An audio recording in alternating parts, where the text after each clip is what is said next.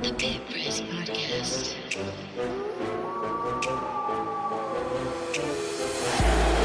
Reinholz launches from downtown. No. Van Horn, no. And that's it. New Mexico with it. Some big-time games and shots. How about this? Where have you been? And Seal knocking him down twice. Looking top and keeping it alive. House from knee. Got it. This kid is amazing. This is what got them in trouble. That ball screen giving up the mid-range. Look at this foul. House again. It's topping. Fifth assist. And New Mexico's going to dribble out the clock. The Lobos three-peat as conference tournament champions Kendall Williams fires the ball into the air. But New Mexico wins it this afternoon 64-58 over San Diego State. And the Lobos claim the Mountain West Conference's automatic bid into the NCAA tournament.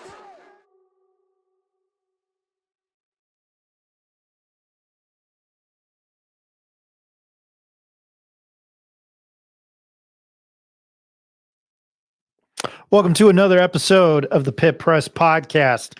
My name is Ryan Tamori. Very special guest today. Before I get to Mr. Ed Nunez, who always joins me, we just want to thank those that make this show possible. Hey, if you're looking to watch the Lobos when they are on the road, head over to Turquoise Desert Tap Room. It's only a few minutes away from Santa Ana Star Casino. Catch the Lobos, other college football games, and all the NFL action. If you're listening to this, conference championship games on Sunday. Ed, the Giants and Cowboys aren't playing, so we're SOL. Stop by for food, drinks, and football. Turquoise Desert Tap Room also serves local brews on tap. Find them on Facebook and Instagram on Turquoise Desert Tap Room. Brazo Homes is Lobo owned and Lobo operated and a proud supporter of the University of New Mexico Athletic Department and its student athletes.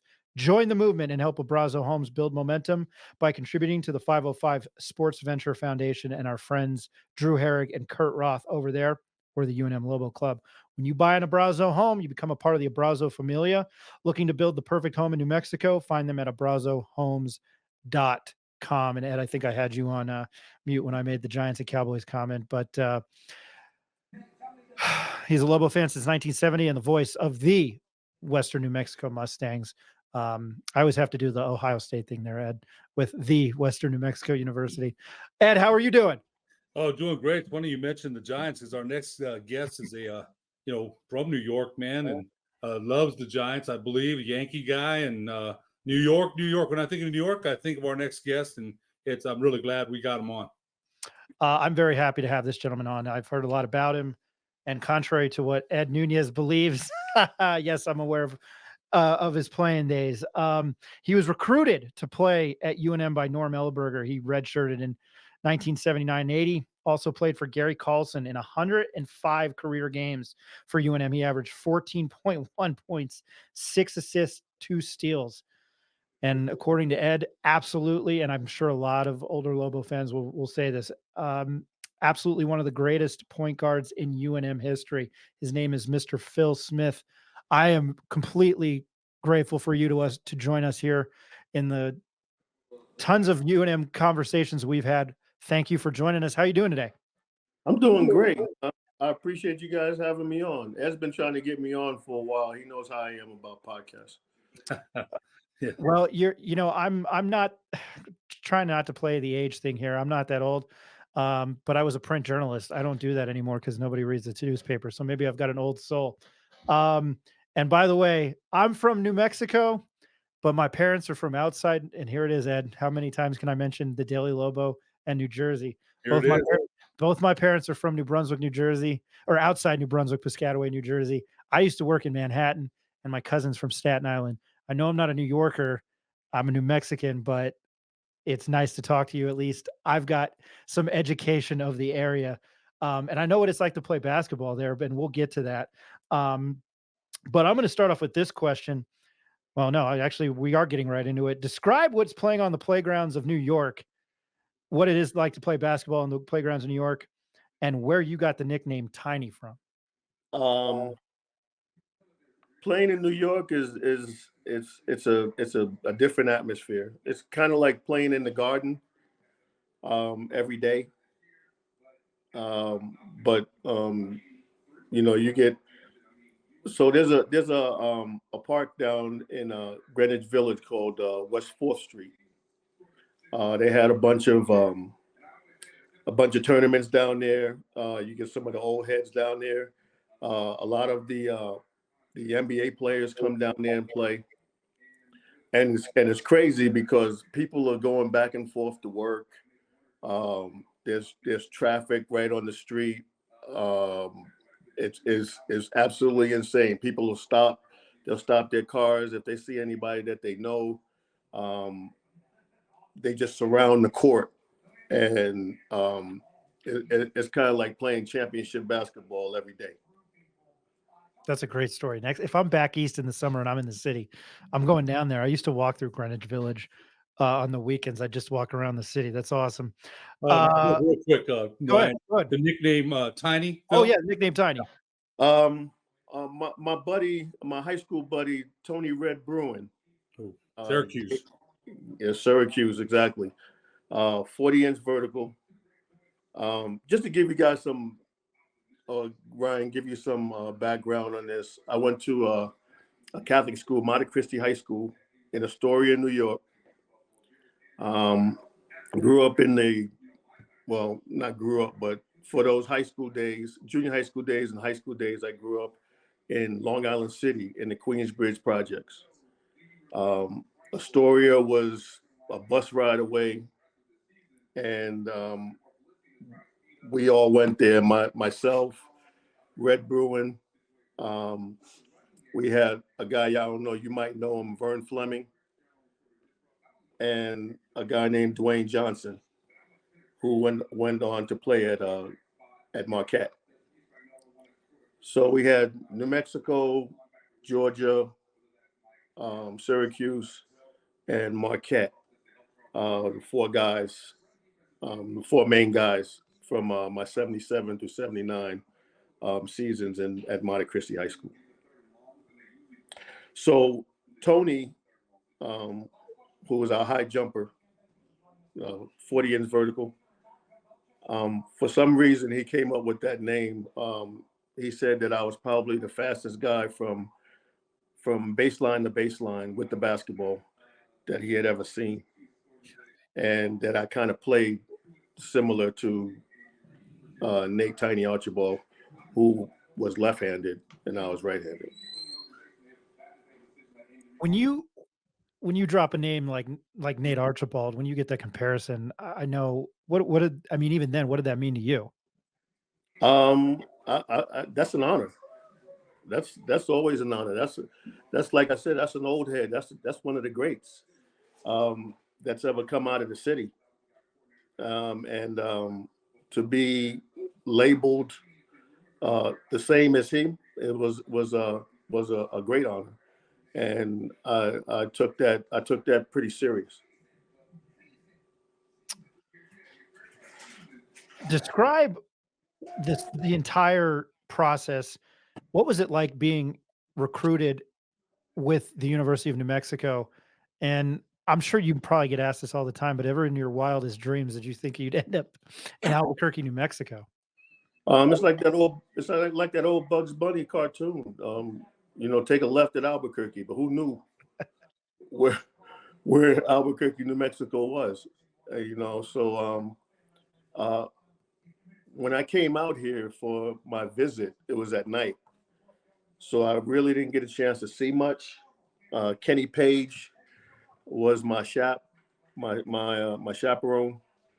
and we went to the game, went out to some clubs, and just hung out pretty much. So I really didn't get a chance to see much of the campus. It was pretty much a one night thing. So I came in and did all of that, and then like the next day I was on a plane back home. But when I did accept, Norm Ellenberger and John Wisnick came to my house in New York in the projects, which was kind of crazy because I never thought that guys would come into the projects, two white guys. coming into the projects. But they came in, sat down, and met my mom and talked to my mom and myself, and here I am. Phil, you and I go back years, and we talked about this before. About playing here in Albuquerque. I remember you told me that New York's a different place, and that you'd walk down the street or wherever, and everybody knows you're a Lobo and you're a king here, man. Everybody's saying hi to you. And I remember you telling me it took you a little while to get adjusted to that. It was a culture shock because New York wasn't like that. Not everybody talked to each other, but here in town, even to this day, you're still regarded as a Lobo, and Lobos are still kings of the hill here, man. Yeah. Well, coming from where I come from, we don't do a lot of talking to people, just because we don't know what kind of ulterior motives people have in the city. So everybody's always on guard. If you're in the city or wherever you're at, you're kind of, straight-faced and just looking straight ahead and trying to get to your destination. Not trying to have a conversation with anybody, not trying to make friends, just going on your way. A lot of people would probably get hijacked, coming from different places, and they would know who those people were because all they would do was be walking down the street and they're looking up at the skyscrapers, the tall buildings, and all the lights that are out there and everything like that. So they know that they weren't from New York. It's funny. Fred Rosenau, who's a friend of both of ours, when I was in Yeah. New York, he told me, "Hey, man, that watch where you're at. They know who's not supposed to." He would tell me that. Exactly. and I remember that. You and I have had many conversations that last hours about your career here at UNM. You redshirted in 1979 and 1980. You came back. Lobo Gate had happened. Head coach Norm Ellenberger had been fired. Now, how tough of a decision was it for you to stay here at UNM? You really didn't know what was going to happen. Coach Colson came in after that. Charlie Harrison, the head coach during the year you redshirted. A lot of walk-ons. They still have 15,000. Still sold out almost every night. A lot of fans still there, even with the walk-ons. How tough of a decision was it for you to stay here? It was a pretty tough decision. I had no idea who Colson was. I was up in the air pretty much about, where I was going to go. Some people had contacted me, some schools had contacted me and that type of thing. But I didn't really know, what was going on. And I didn't really want to go to another place where, I'd have to start all over again. In essence, I still did have to start all over anyway, because he didn't know me and I didn't know him. So it was kind of like, just hoping and wishing that everything turned out okay. You know what? Yes, you mentioned, and here this leads to this next question. Coach Colson, rest in peace. He just passed away a couple months ago. We did a show with George Scott and Coach Bob Lamphere about memories of Gary Colson. He was a much different coach than Norm Ellenberger, with different personnel and different systems that he ran. You and I have talked about this at length. How big of an adjustment was that for you as a player who's used to playing? Coach Ellenberger brought you in to play up-tempo, run and gun with the teams that he had. How big of an adjustment was that for you as a player to make those adjustments defensively and offensively? That's like driving a Ferrari in a 35-mile-per-hour lane all the time. It's a hard adjustment because I played that way all my life. We've never ran like really sets off of a slowdown or walk it up and hit this guy and then cut through and do all of that kind of stuff. We never really did a whole lot of that stuff. A lot of the stuff that we did was a lot of one-on-one stuff. If we ever went up against a zone, we would just put Tony down on the block and just toss it up to him, and he just dunk it on everybody. So we didn't really have that type of system. So we were just up and down. We were up and down the whole time. I mean, I had Greyhounds. I had Dwayne Johnson. I had Vern Fleming on the wing. Um, I mean, why are we going to set it up? So when So you it was a came big here, adjustment. yeah. It was So a yeah, huge when you came here to UNM, and plus the personnel, Coach Colton, the Lobo Gate. He had to start all over recruiting, and we talk about this all the time. The personnel did match your talent, but you still adjusted, and it was a huge adjustment, like you said, driving 30, driving 90 to slowing down to 35. Huge adjustment. Yeah, definitely. But I'm a point guard. I'm a floor general. So you have to make adjustments. Um, you have to adjust to the players that you have, to um, the cards you're dealt, pretty much. And I did the best I could with what I had. So um, it is what it is. But it's like we've talked a lot about that, and if I had some of the guys, I believe if I had some of the guys that the later teams had, uh, the Charlie Thomases and the Luke Longleys and those type guys, I think we could have did some special stuff there in New Mexico. Or even some of the earlier guys you mentioned, Andre Logan, Paul Roby, Everett Oh, yeah. Jefferson, guys that you didn't get to play with. Kenny Page, well, you did play with Kenny a year, so it would have been probably a whole different story. Any player, Phil, that's been a star the way you were, had some great pit moments as a player. What were some of your favorites? I know the UTEP matchup, the BYU's, the Arizona States. What are some of the most favorite pit moments that you had? There's probably a whole bunch. I think the one that really comes to mind is the BYU with Danny Ainge and who else they had? Greg Kite. Brad at that Roberts. time. Timo Serlainen, I think, was He on was that tough. team. I remember him. Or he was either there or Utah, one of those. But when I hit the last second shot at the buzzer over by the scorer's table, that was a big moment. That was a big moment for me, and it was crazy because I kind of took offense to Frank Arnold that day because he put Danny Ainge on me, and I think I had one of my best games as a Lobo that day. And of course, Ainge at 6'5" didn't have the foot speed, and Danny Ainge was a solid guard.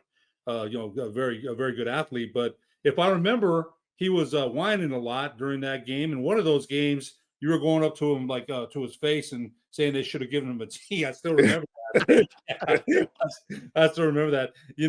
Phil, you had some great moments, of course, against UTEP and the rivalry with the Miners and Bear Haskins. But this one here, I remember very well because I was watching the game at a community center I was working at.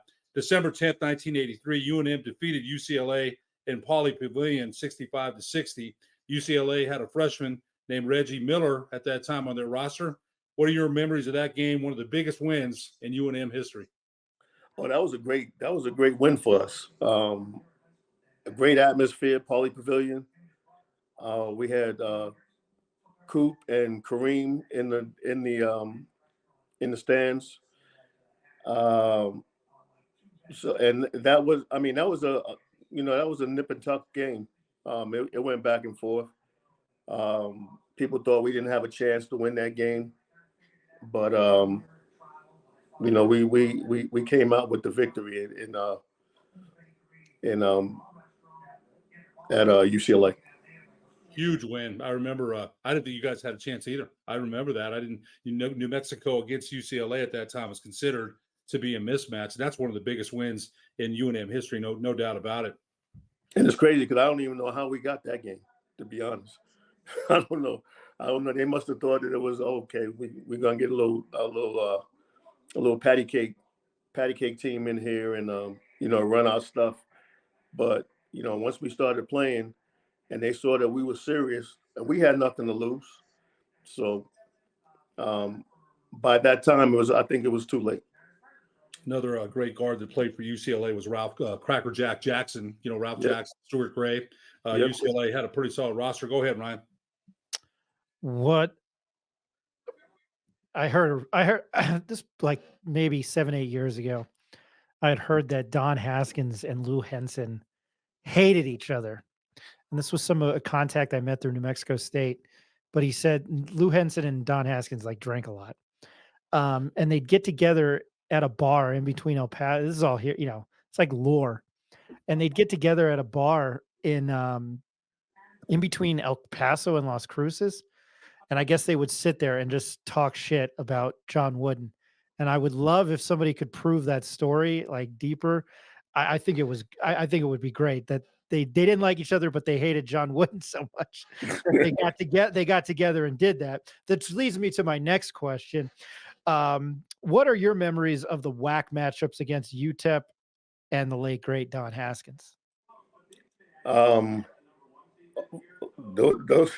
Those were scary moments.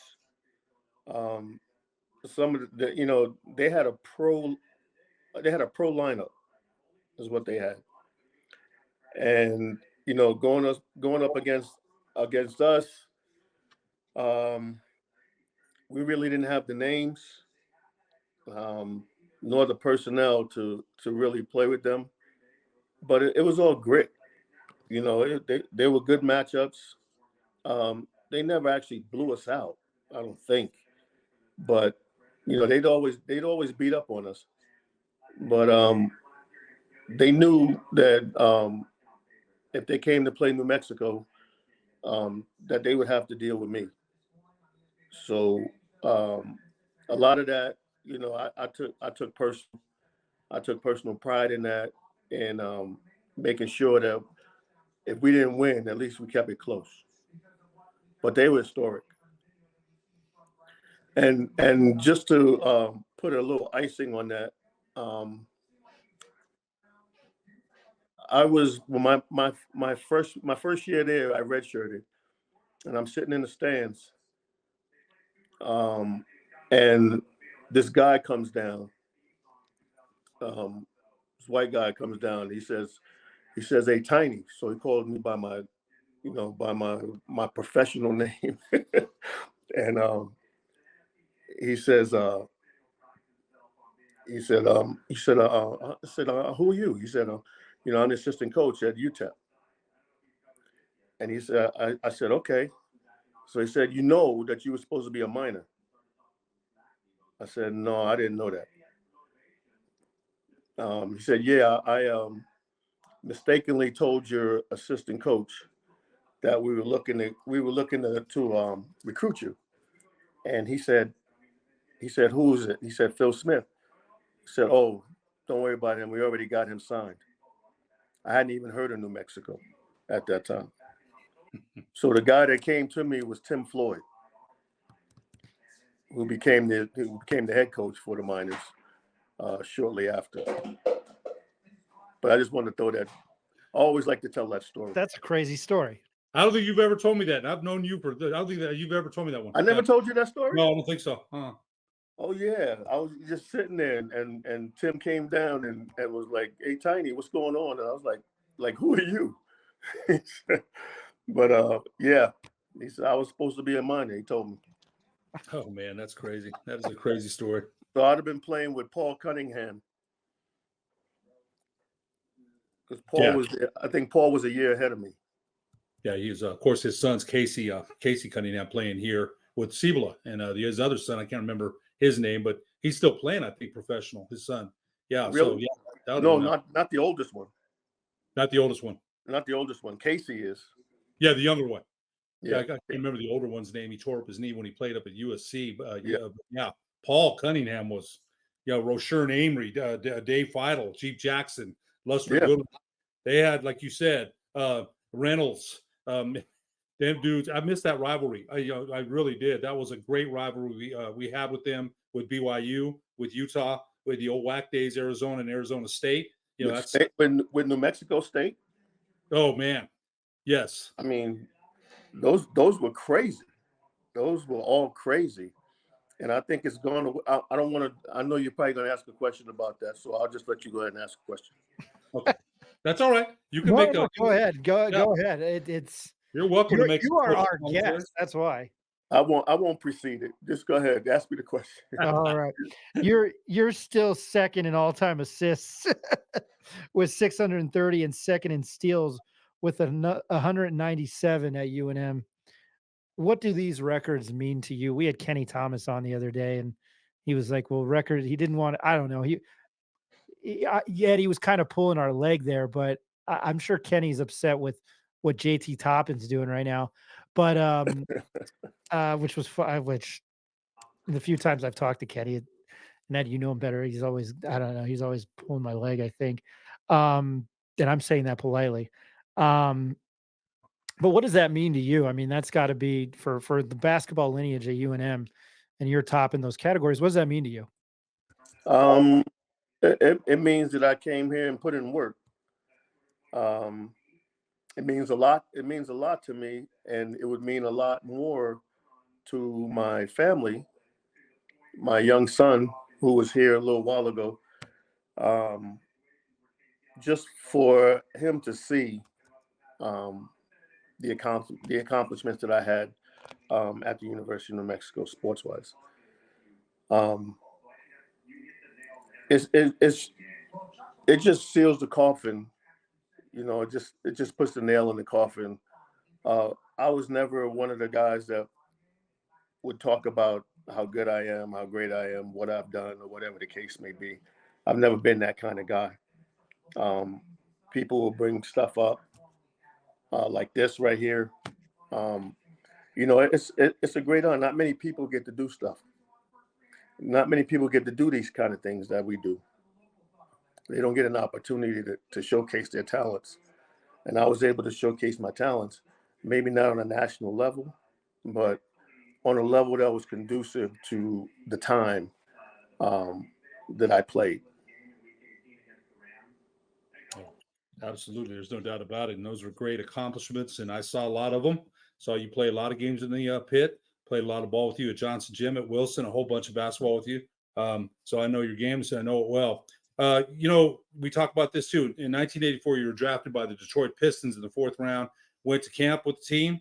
Hall of Fame guard Isaiah Thomas, one of the best little men that ever played, was on the team at that time. Describe that experience and going to camp with the Pistons at that. This is before the Bad Boys arrived. This is before they were known. I think John Long was there. They had some really good players. They had not morphed into what they were going to be as far as Right. the championship team. But Isaiah, one of the great, of course, they won a national championship with Indiana in 1981. What was that experience like? Great experience, Ed. Great experience. Again, not many people get an opportunity to go to an NBA basketball camp. Not many people get drafted at all, period. So for me to get drafted by the Pistons in the 4th round, 84th pick, it was pretty good with me because that draft, if you remember, had 3 of the best players in NBA history. I don't know if you remember those 3 guys. I'm sure I do. I just, there was Jordan. Was that Jordan's draft? Negative. sir. Akeem Olajuwon and Jordan. Charles Barkley, right? Sam And Bowie, yeah, that was 83, right? 83, 84, yeah, 84. Sam Bowie, Michael Jordan, Akeem Olajuwon, Charles Barkley was in that draft. There's a lot of guys, a lot of all-time greats, top 50s in that draft. People forget about Sam Bowie, who was a really good player. Just those, he had those shin problems, Yeah. but Bowie could play, man. Sam Bowie could play. He just, his legs just never held up. But that's a great. I remember you telling me when you went to camp with Detroit. Phil, you've coached at many different levels: the high school, college, and the pro level. You were an assistant coach with former Lobo great Michael Cooper here when the Albuquerque Thunderbirds won an NBA G League championship. Talk about that experience a little bit. Learning from those guys. So it was Michael Cooper and Larry Smith, Mr. Mean from Golden State. Um, it was a great experience. Um, Second best to getting drafted in the NBA. Learned a lot from Coop. Coop is, I mean, to me, he's a genius. And a lot of people overlook that, but wherever he's gone, he's won. So, I don't know what the thought process is about whether he should have coached here at the university or whatever the case may be, but they lost one, and they lost a great one because just on name recognition alone, he's bringing in top talent just on name recognition. So they lost one. As far as I guess my question is, and he I think he was going to get a shot with the Lakers. I really do. And now, as far as sets and plays and X's and O's wise, I know he knows the game. He played under Coach Pat Riley, one of the greatest NBA coaches there's ever been. Played here for Norm as far as the defensive system. Coach Ellenberger's defense. Coach Wisnett was a very good defensive coach. How was he there? It's Coop with the X's and O's and knowledge of that. Oh, phenomenal! Knew his players, knew the players, knew where they wanted to get the balls, where they were most effective. Put them in a place to win.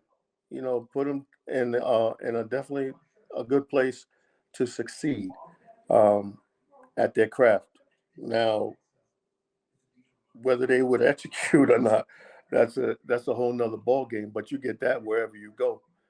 I mean, look at the kid from Milwaukee. He just got canned, and he wasn't there. Adrian Griffin. Yeah, he just got canned, and he wasn't there a half a season. So, it's a tough gig. It's a tough gig. I don't think anybody would want to really coach in the NBA. That's a tough gig. He had the second best record in the league, and they got rid of him. They were a little upset about the defense. Ryan, I just got a couple more questions that weren't written down. Is that okay? Keep going.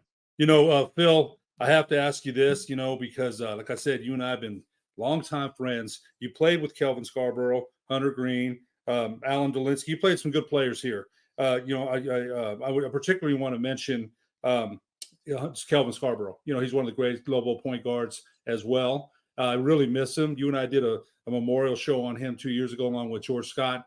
Tell us a little bit about Kelvin. You played with him a little bit here, and just one of the greatest players, but one of the greatest people that you could ever meet in your life. Tell us a little bit about Kelvin.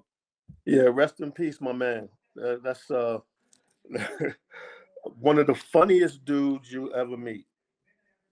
I mean, the athleticism, the basketball part speaks for itself. But it's like you said, as a human being, humanitarian, always looking out for the next person. Just selfless. He was a selfless person, and one that I've been honored to know. Even though he was younger than me, he even brought me out of my shell sometimes. Just being around him, funny guy. Never had a bad word to say about anybody. Was always smiling. Was never unhappy. So you didn't know if he was having a bad day or a good day. It was always the same with him. And he's one of the guys that will be sorely missed. You know what? I still miss that guy, man. We gotten really close. And the things he would tell me, Brother Ed, we need to help these kids with their ACT, not just basketball. He thought, and I love the guy. I absolutely loved him. Two more questions for you, Phil. We'll let you go. You played overseas as well in England with former Lobo Johnny Brown. You had an overseas career and a professional career there in England and some other places. Tell us about that a little bit. That was fun. That was a lot of fun. Me and Johnny went over the first year in '88, I believe, out in Southampton, which is southern England, southern England. Right before you get to Portsmouth, which is right by the water. Um, Played under Mark Sayers. Oh Remember yeah, played here, number 40 from that? Yeah, Monsanto. I remember yeah. him. Oh yeah. So Mark Sayers was our coach. And I guess he wanted Kelvin to go there. As a matter of fact, he wanted Kelvin and Johnny to go, and for some reason, Scar didn't go. So I was the second pick. I came in the second round. So me and Johnny went out there, and we had a ball. We had a ball. We represented very well out there. I played 3 years out there. Johnny only played that 1 year, and then he went to the Middle East and went and played out there. But then I became one of the player coaches over there for the same team, and it was fun. Had some accolades. Anytime you get a chance to go and experience a different culture, um, it's a good thing. And basketball has been good to me in that regards because I've been able to go some third world countries, see how they live, and but they still have their sports. You know, it's whether it's soccer, whether it's basketball, whatever it is. You know, they still have their sports, even though they're living in squalor. They're pretty much they're still happy. They're happy about their situation. But it's always good. It was always good to get back to the United States and appreciate what we have.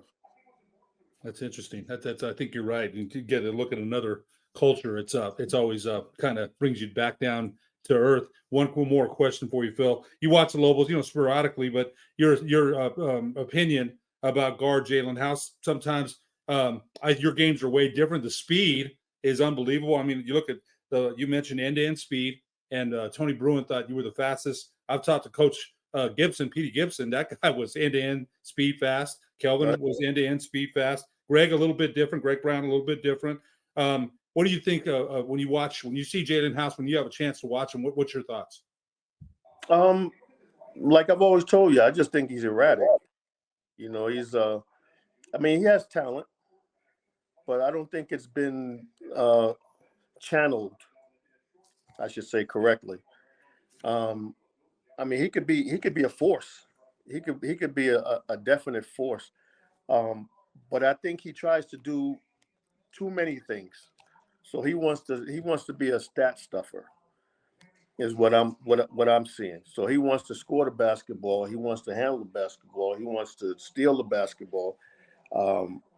He wants to do all of these things, but he's not very good at any one thing. I think if he learned to shift gears, possibly, and not go 100 miles an hour all game, I think his game would be a lot better.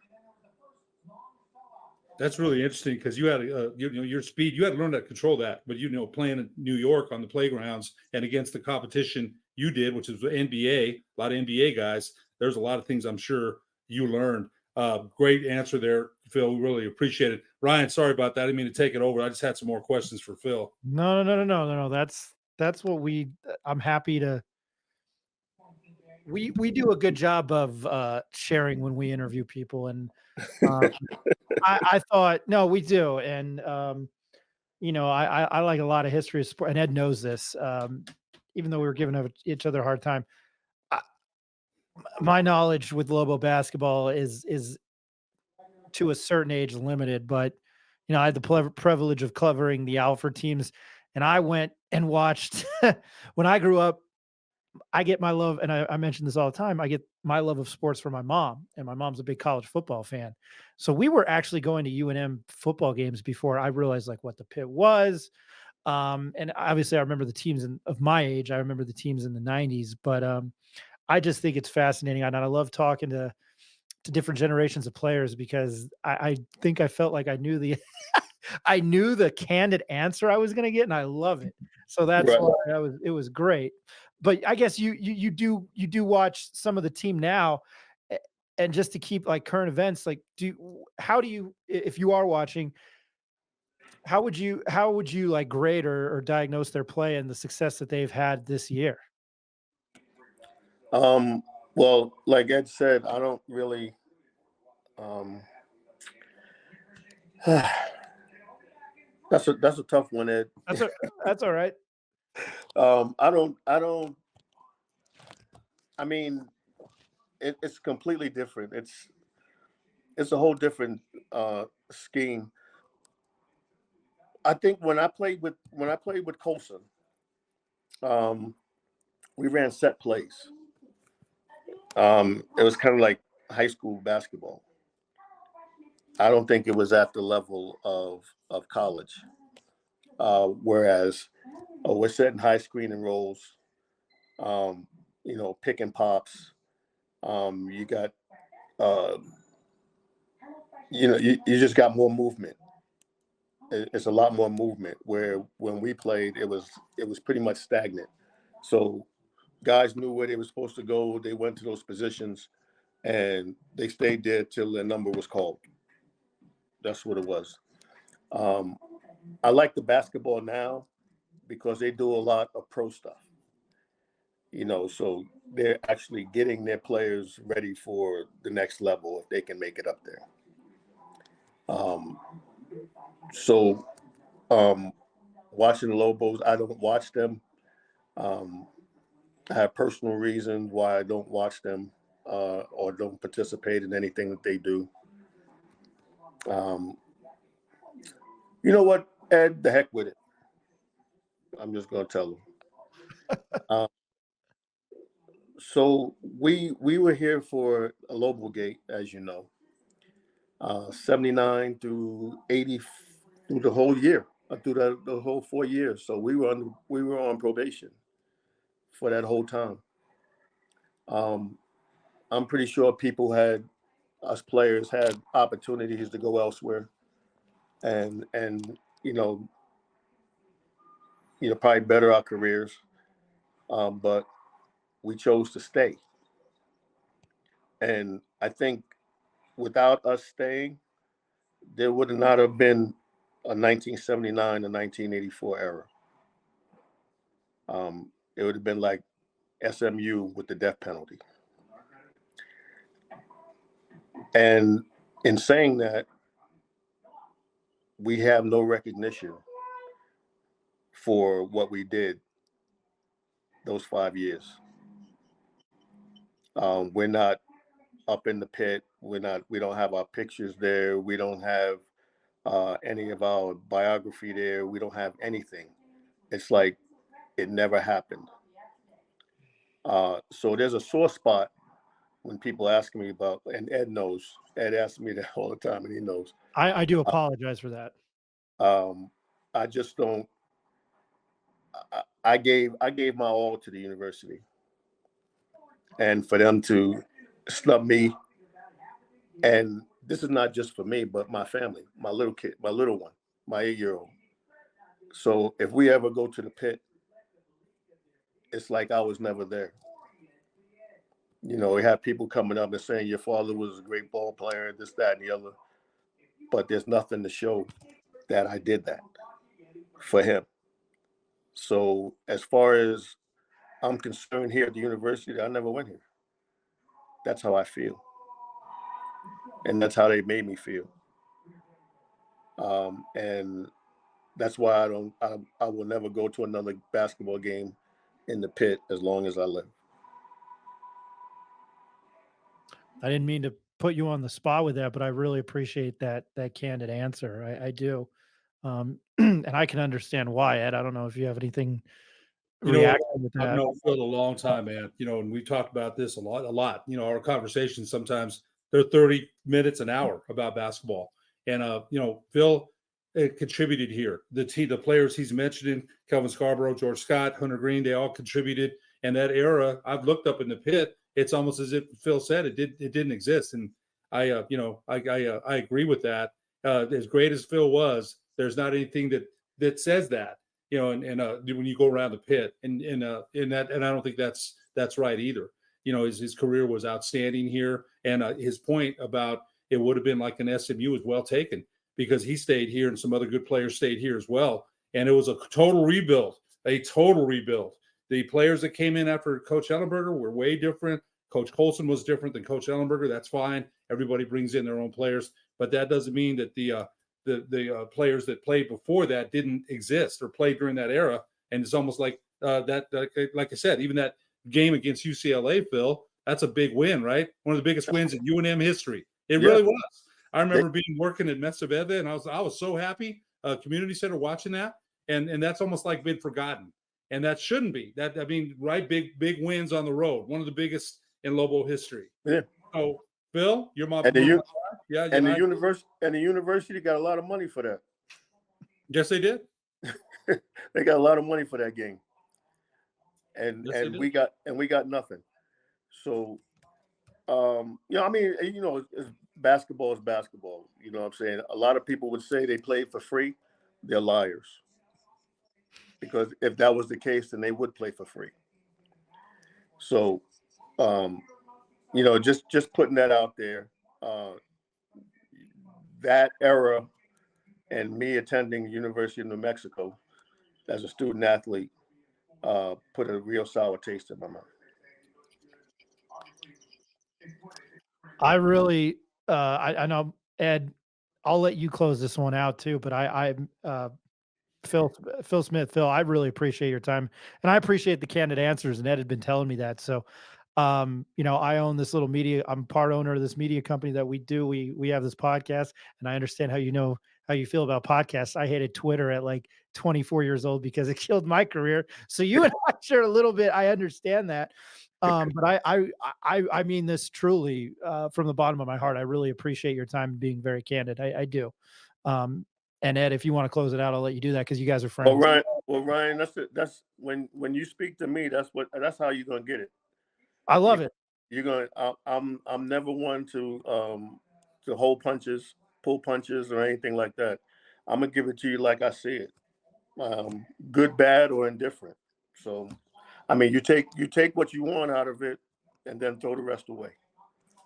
No, there's certain things where I would tell Ed, maybe you and I should have a conversation outside of this, but I appreciate it. Ed, do you have anything else to say? You know what, Phil? Again, I appreciate you coming on, and look forward to our conversations as always about a number of things, not just sports. We talk politics, we talk the world. We've been friends and true friends for a very long time. I appreciate your friendship, man. I know that you don't like podcasts. I know that me asking you to come on, you wouldn't come on for a lot of people. I know that. I know that our friendship that, is as long as it's gone on, you came on because I asked you. I know you did, and I appreciate it. Well, I appreciate you holding me in such high esteem because I hold you in the highest of esteems also. And Ryan, I appreciate what you do. And anytime you want me to come on, all you got to do is get in contact with Ed or just shoot me an email or whatever the case may be, and I'll be glad to come on for you. I appreciate it. Very special thanks to former UNM point guard Phil Smith. Thank you very much. Hey, have a good one. You also. Thanks, Phil. Then, Ed. All right, man. Talk to you soon. All right, money. All right.